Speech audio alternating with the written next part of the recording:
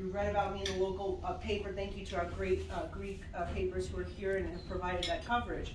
The reality is I went to Congress just to basically preserve the values that we believe in, right? We believe that people come to this country for opportunity, to work hard, to provide a better life for their families, to pursue their American dream. And I think that's in jeopardy right now.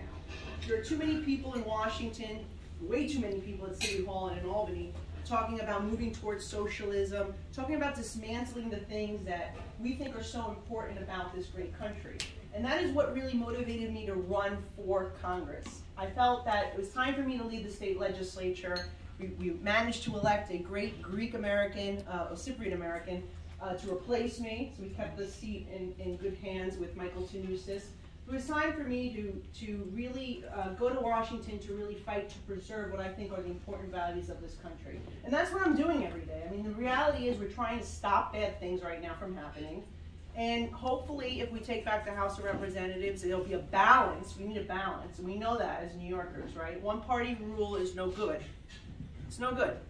We've seen what one-party rule has done to New York City. We've seen what it has done to New York State. And now we're seeing what happens when it's done at the federal level.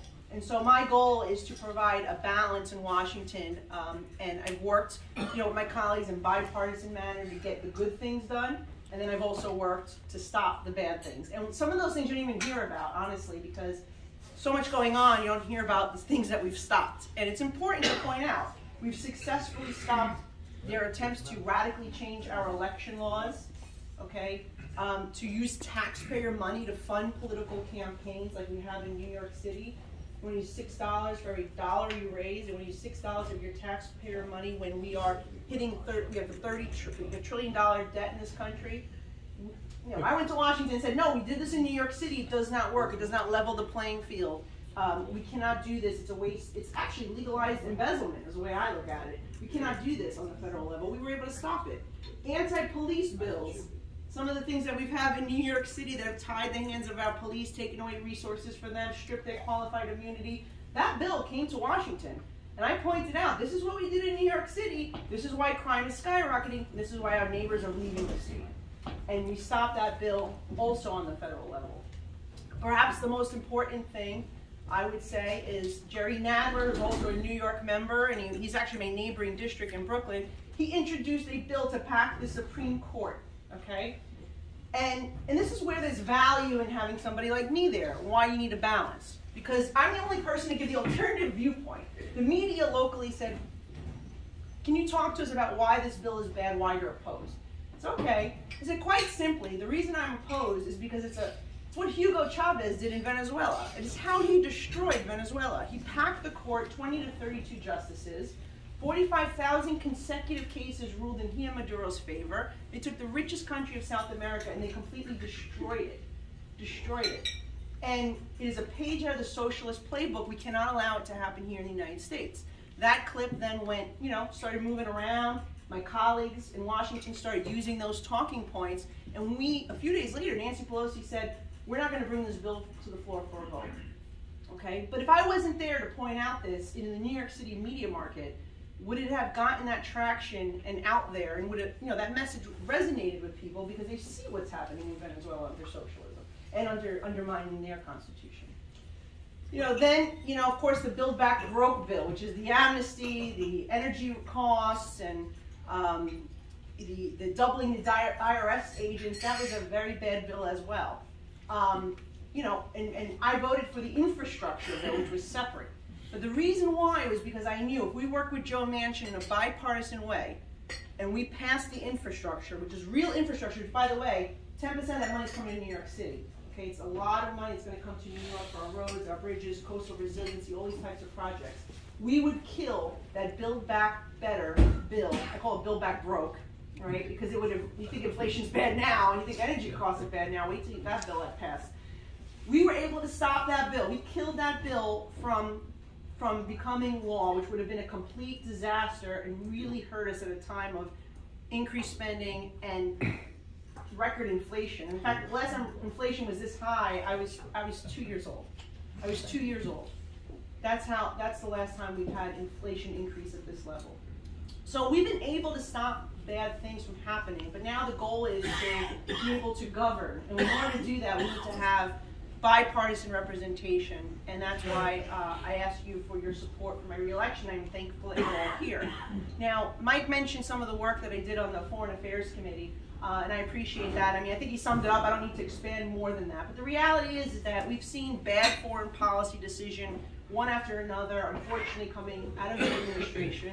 I think that, everything from, re-entering the Paris Accord without requiring level playing field by China and India to rejoining the UN Human Rights Council with Russia and Cuba and Venezuela and all these violators running the show there. We're giving them credibility without accountability. And I think that was a big mistake.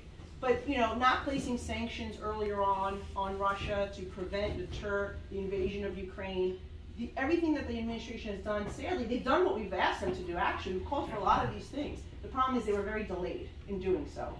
But when we talk about Greece and Cyprus now pulling support from the Eastern Mediterranean, we're having a hearing next week on this issue, and it is important that somebody like me, who understands the issue, is actually at the table asking these questions. And that is why I'm really happy to be on the Foreign Affairs Committee, and I fought very hard to be on that committee. And I'm also on transportation infrastructure. But let's talk the politics about the situation I'm in at this moment and why it's important that we're all here.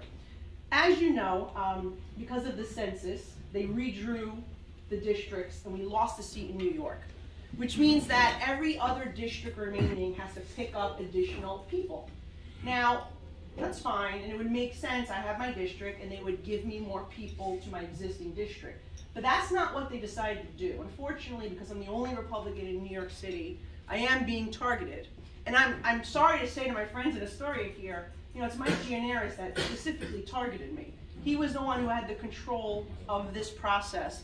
And it's unfortunate that we have Greek-on-Greek violence here. But anyway, the bottom line is, and he's been on TV defending it, so I'm not saying anything that's not, known.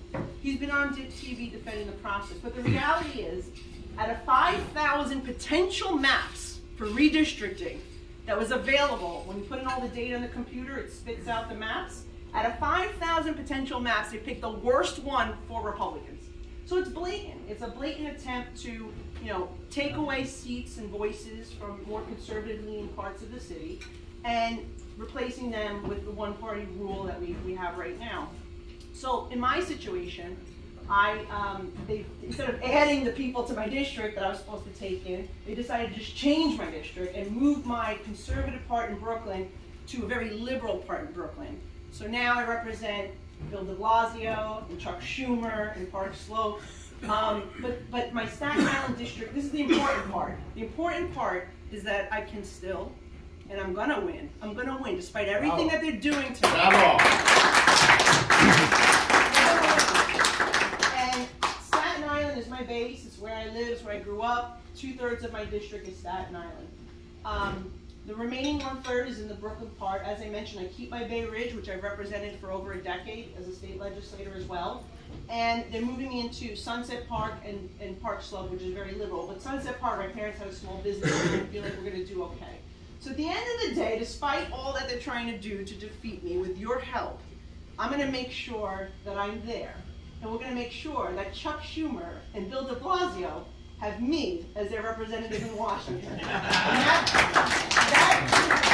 that makes all worth it. But in reality, it is going to be a tough fight. It's going to be a tough fight, but we're going to do it. But let me explain the dynamics here.